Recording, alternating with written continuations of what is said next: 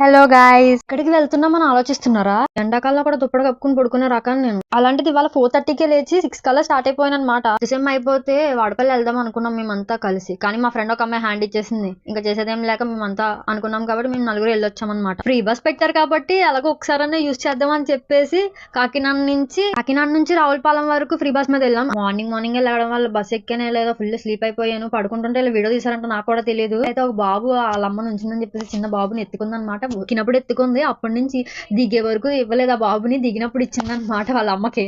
ఇంకా morning start అవడం వల్ల టిఫిన్ కాదు కదా ఏమీ లేదు. ఇంకా రావులపాలెంలో ఆగి టిఫిన్ చేసామన్నమాట. ఒక్కొక్కరు ఒక్కొక్క రకం అనమాట. మొత్తం అందరూ కలిసి తినేసాం. తినేసిన తర్వాత ఇంకా టీ తాగకపోతే నా బ్రెయిన్ అస్సలు పనిచేయదు. సో నేను టీ అనగానే నా ప్రెసెంట్ నా కోసం ఎంతో స్వీట్ కేల్ తెచ్చేసింది. ఎంత ప్రేమ నేనంటే తనకి.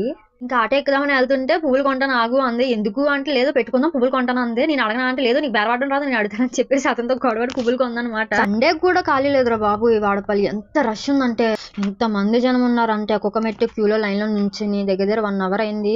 కానీ 1 అవర్ 2 అవర్స్ దర్శనం బాగానే అయిపోయింది. సాటర్డే అయితే ఇంకా వచ్చేసరికి నైట్ 9 అయిపోయినాము. ఇంటికి వెళ్ళగానే అక్కడ ఫోన్ తీసేసుకున్నారు. లోపల కనీసం ఎంట్రన్స్ కూడా ఇవ్వలేదు. చాలా మంది అయితే తెలియకుండా కూడా తెచ్చేసారు లోపలికి. అది మాత్రం పట్టించుకోలేదు.